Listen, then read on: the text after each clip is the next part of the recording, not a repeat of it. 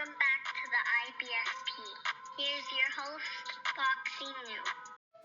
Turki Al-Sheikh is pro-black, and look, let's break it down honestly and objectively as possible. And Turki Al-Sheikh gave an interview on the Fatal Fury kickoff, and he stated that boxing is better when we have a black heavyweight champion. Now, this makes zero sense, and he's pro-black, and he's extremely biased to say something this stupid and this ignorant.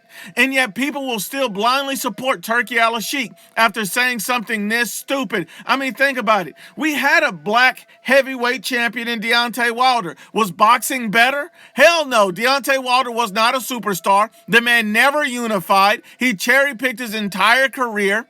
That's what he did, and he ducked the top competition in the division. So how was boxing better when Deontay Wilder was a heavyweight champion simply because he was black? That makes zero sense. Him being black had nothing to do with making boxing better, period. And he did not make boxing better.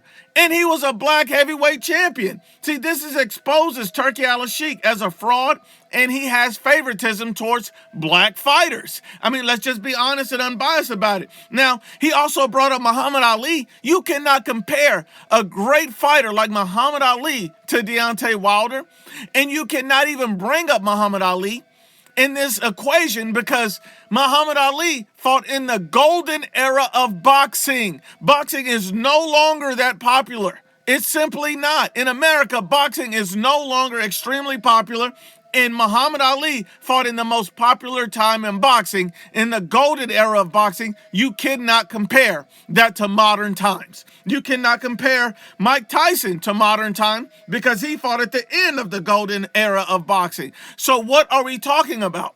What are we talking about? These two fighters cannot compare to Deontay Wilder because they fought in time frames where boxing was extremely popular, and they're better fighters than Deontay Wilder. But that's not what Turki is saying. Turki is saying by simply being black, boxing is better. And that's not true at all because Deontay Wilder is black. He was a heavyweight champion, and boxing was not better off. I mean, we got to stop all of this cap. At the end of the day, Oslander Usyk is literally the best heavyweight boxer of this generation. He is. And he's not black.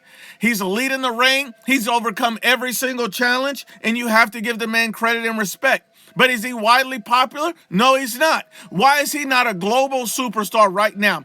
Simply because Alexander Usyk is fighting in a time and age in boxing where it's no longer as popular as it once was. If he was fighting in the 60s, 70s, or even 80s, Alexander Usyk would be a massive superstar right now. Now, he's recognized globally, but he's not the guy he could be if he fought at that time in boxing. You got to stop saying simply because you're black, you're going to make boxing better and you're a world champion in heavyweight. That's cap, that's racially biased, and that's favoritism. This all makes sense as to why Turki Al-Sheikh is holding hands with Terrence Crawford. This all makes sense why Turki Al-Sheikh loses millions of dollars on a Terrence Crawford fight and reinvests millions and millions more in Terrence Crawford. Why would he do this?